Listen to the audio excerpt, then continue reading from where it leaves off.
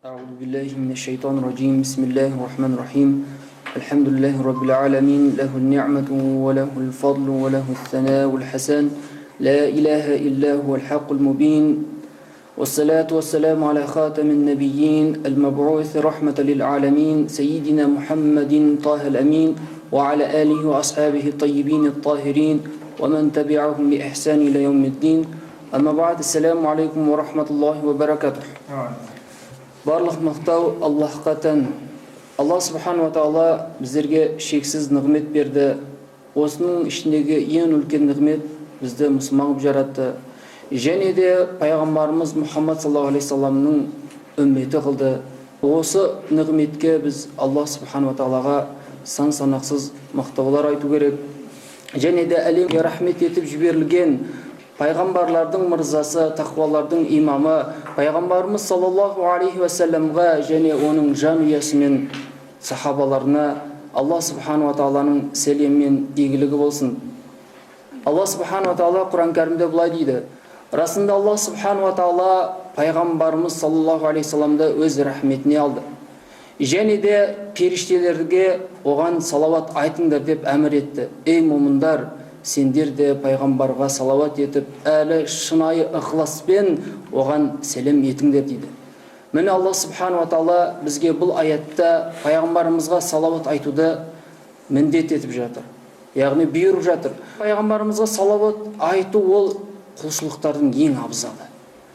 Өйткені Алла Тағала кез келген құлшылықты пенделеріне бұйырған, орындаңдар деді. Пенделер оны орындады. Бірақ Алла Субхану ва Тағала пайғамбарымызға салауат айтуды бірінші өзі бастады.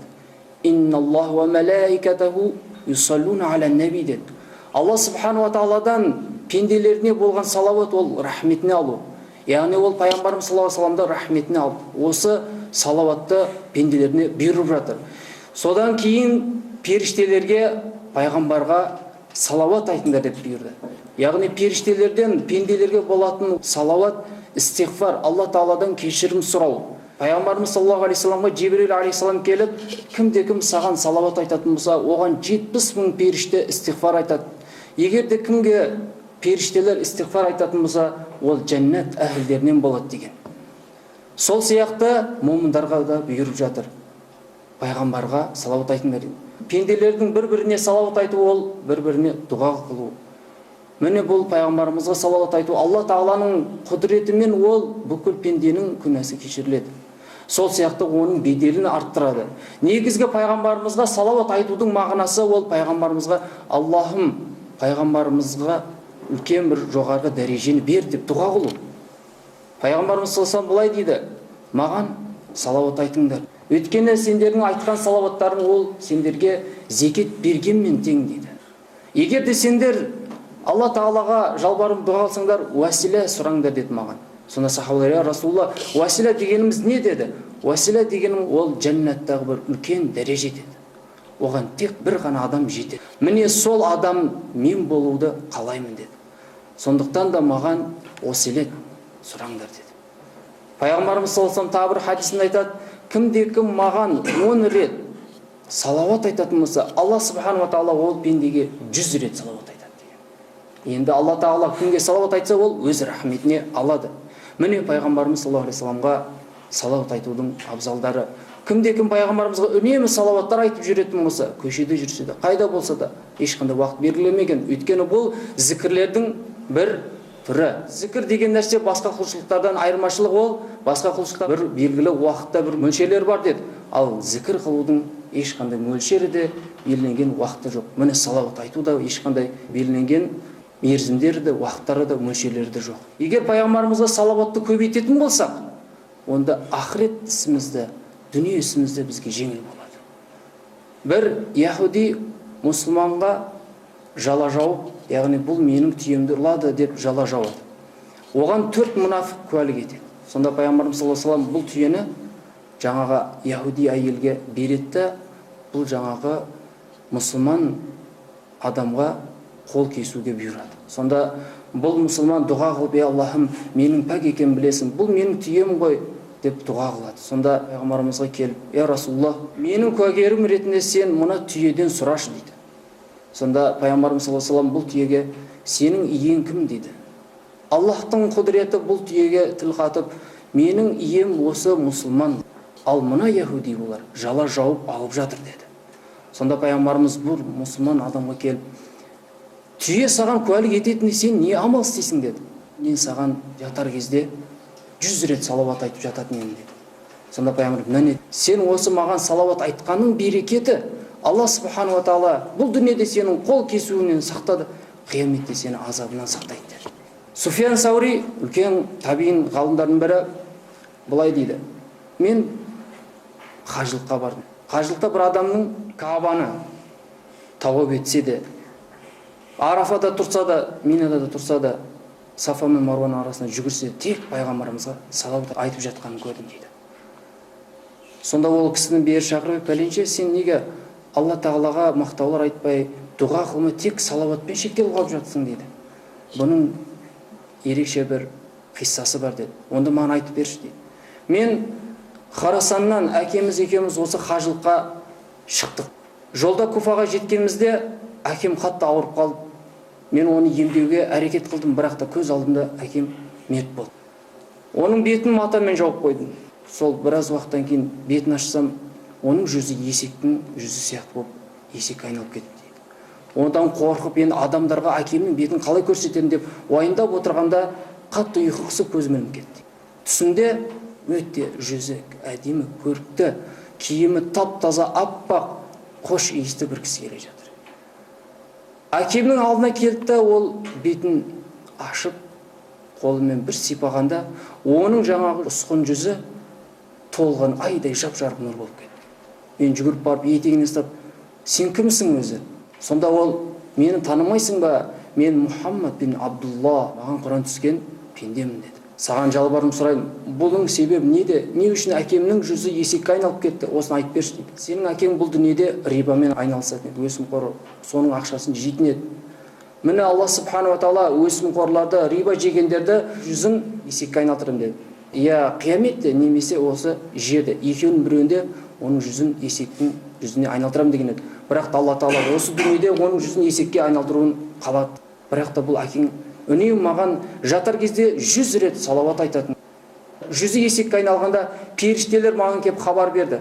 Ей Расулуллах, ей Аллахтың елшісі, саған салауат айтқан үмметінің бірі жүзі есекке айналып кетті деді. Сонда пайғамбарымыз, мен Алла тағаладан дұға етіп сұрағанда ол маған шапағат етуді бұйырды. Сол себепті міне жүзі жарқын нұрға айналды. Пайғамбарымыз саллаллаху алейхи ва саллям былай дейді: Жибрил, Микаил, Исрафил, Азраил, 4 періште маған кірді. Сонда Жибрил алейхиссалам, я Мұхаммад дейді, саған кім 10 рет салауат айтатын болса, мен оның қолынан ұстап Сират көпірінен қас-қағым сілтеп өткіземін деді. Микаил алейхиссалам, мен сенің үмметтеріңді хауызыңнан, яғни пайғамбарымызға берген үлкен көлінен сусындандырамын деді. Исрафил алейхиссалам, мен Алла субхану ва тағалаға осы үмметіңе кешірім сұрап, Алла тағала кешірім етпейінше басымды сәждеден көтермеймін деді. Мәләкүл маут, мен осы үмметтеріңнің жанын, пайғамбарлардың жанын алғандай аламын дейді. Бір хабарда келеді, Адам алейхиссалам қияметте пайғамбарымыздың бір үмметі тозаққа кетіп бара жатқан көріп, я Мұхаммад деп жар салады. Ләббәк я Абул Башар деп пайғамбарымыз, тыңдап тұрмыз сені, Адамның атасы деді. Сенің үмметіңнің біреуі тозаққа кетіп бара жатыр. Пайғамбарымыз саллаллаху алейхи ва саллям оның артынан ілесіп періштелерге, ей періштелер тоқтаңдар дейді. Сонда періштелер, ей Мұхаммад, сен Алла тағаланың аятын білмейсің бе? Ла ясуна Аллаху ма амарахум ва яфалуна ма юмарун деген. Олар періштелер Алла тағаланың әміріне ешқашан қарсы келмейді, не бұйырса соны орындайды деген аят білмейсің бе? Алла тағала бізге бұйырды, оны алып бара жатырмыз деді. Сонда Мұхаммедке бойсұныңдар деген хабар келеді. Оны таразыға қайтарады. Бүкіл амалдардың бәрін таразының бір шетіне қояды. Сонда пайғамбарымыз саллаллаху алейхи ва саллям жеңінен бір парақтан алып, ішінде саллаллаху алейхи ва саллям деген сөзді қояды. Пайғамбарымызға салауат. Сол пайғамбарымыздың салауаты ананың бүкіл күнәларын бәрін басып кетеді. Оны көрген пенде тозақтан құтылғанда қатты қуанып, сен кімсің дейді. Мен Мұхаммад, яғни Мұстафамын дейді. Сонда оған қатты қуанып, рахметін айтып, бұл жаңағы шығарған парағың не дейді? Бұл сен осы дүниеде маған бір салауат айтқаның, мен соны осы қияметте саған сақтап қойдым. Қазір соны саған міне бердім. Алла Тағала маған шапағат етуді берді. Кімде-кім пайғамбарымызға үнемі салауат айтатын болса, Алла Тағала оны пайғамбарымыздың шапағатына ие қылып қояды. Міне бұл пайғамбарымызға салауат айту. Тіпті біз мысалы дұға қылсақ та пайғамбарымызға салауат айтпасақ, о дұғамыз ешқашан қабыл болмайды. Өйткені Пайғамбар саллаллаху алейхи вассалам айтты, кімде-кім дұға қылатын болса, маған салауат айтпайынша оның дұғасы аспан мен жердің ортасына көтеріліп тұрады.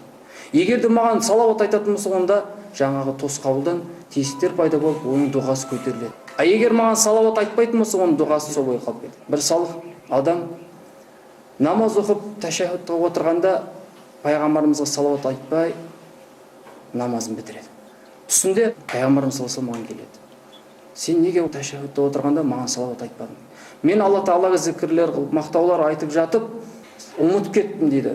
Кімде-кім дұға қылатын болса, маған салауат айтпайынша оның дұғасы қабыл болмайтынын білмейсің бе дейді.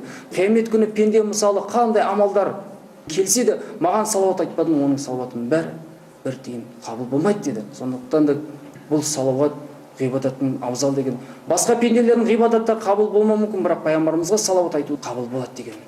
Бір захид, яғни дүниені тастаған үлкен тақуа кісі ұйықтап пайғамбарымыз түсінде көреді. Пайғамбарымыздың алдына барып бағыт алғанда пайғамбарымыз одан бет бұрады. Сонда, я Расулаллах, сен менен ренжігесің ба, маған ашулысың ба, неге бетіңді менен бұрып жатсың дегенде, жоқ, мен саған ашулы емеспін дейді. Мен пәлен деген үмбеттің ғой дегенде, мен танымадым ба дейді, жоқ, танымадым дейді. Мен ғалымдардан естідім едім. Қияметте пайғамбарлар үмметін әке-шешесінен де жақсы таниды деген еді. Сен неге бет бұрып жатсың дегенде, я, әрине, ғалымдар рас айтқан, мен оларды әке-шешесінен де жақсы танимын, бірақ та олар маған салауат айтқан кезде ғана жақсы танимын дейді. Хасан Басри бір әйел келеді. Ұстаз, менің қызым бар еді, өліп кетті.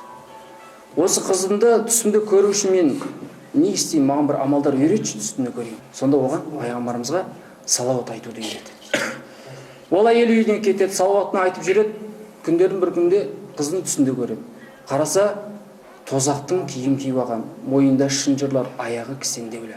Оны көріп шошып кетеді анасы. Ертесіне Хасан Басриға келіп осы хабарды бергенде, екеуі бұны еске алып жылайды. Тағы біраз күндер өткеннен кейін Хасан Басри жаңа қызды түсінде көреді. Жәннат бағында отыр, төсектердің үстінде отыр. Оның басында шығыс пен батысты толтыратындай нұр жарқын тәжік киіп отырған екен. Сонда, ұстаз, мені таныдың ба дейді. Жоқ, сен танымадың, сен кімсің дейді. Сен анау пәлең әйелге салауат үйреткен едің ғой, мен соның қызымын дейді. Ол қалай бұндай дәрежеге жеттің дейді. Біз қабірде болғанда, қабірден бір кісі пайғамбарымызға салауат айтып, соның салауаттың сауабын бізге бағыштады. 550-ге жуық адамдар азапталып жатқан еді. Кенеттен бір дауыс көтеріліп, бұл Мұхаммедке салауат айтылғанның берекетімен бұл жердегі бүкіл адамдардың азабын көтеріп тастаңдар деген дауыс келді. Міне содан кейін біз халге жеттік дейді. Міне пайғамбарымызға салауат айту. Пайғамбарымыз мінбарда тұрып, 3 рет әмин, әмин, әмин деді. Сахабалар сұрады сонда, я Расулаллах, сен неге әмин, әмин деп 3 рет айттың дейді. Жибрил алейхиссалам маған келді, кімде-кімге Рамазан айы кіріп, оның күнәсі кешірілмей өліп кететін болса, оған қасірет болсын. Сол кезде мен әмин дедім дейді. Екінші, егер де кімде-кімнің қолында әке-шешесі бола тұра, немесе оның екеуінің біреуі бола тұра, оған жақсылық қылмаса, оған да қасірет болсын. Сол кезде мен әмин дедім дейді. Кімде-кімнің алдында пайғамбарымыз саллаллаху алейхи вассаламның есімі аталғанда маған салауат айтпаса, оған да қасірет болсын дегенде мен әмин дедім дейді. Сондықтан да пайғамбарымыз не деді? 4 адам жафа шегушілер деді. Біріншісі ол дәретті түрегеліп сындырған кісілер. Екінші, намазы бітпей тұрып, маңдайындағы тастарды сүрткен адам. Үшіншісі ол азан естігенде азаншымен бірге қосылып азанда қайтармаған адамдар. Төртінші, менің есімім оның алдында аталғанда маған салауат айтпаған адамдар деді. Міне пайғамбарымыз саллаллаху алейхи вассалам өзіне салауат айтуды бізге міндеттеді. Және осыған қызықтырды. Кімде-кім пайғамбарымыз саллаллаху алейхи вассаламға күндіз түні 10 рет салауат айтатын болса, қияметтегі қиыншылықтан аман болады. Және де нығметке бөленген пайғамбарлар мен салықтармен бірге болады. Аллахумма салли аля бадри тамам, ва мисбахи залам, ва мифтахи дари салам, وشمس دين الإسلام محمد عليه الصلاة والسلام. وصلى الله تعالى على خير خلقه محمد وعلى آله وأصحابه أجمعين. السلام عليكم ورحمة الله وبركاته.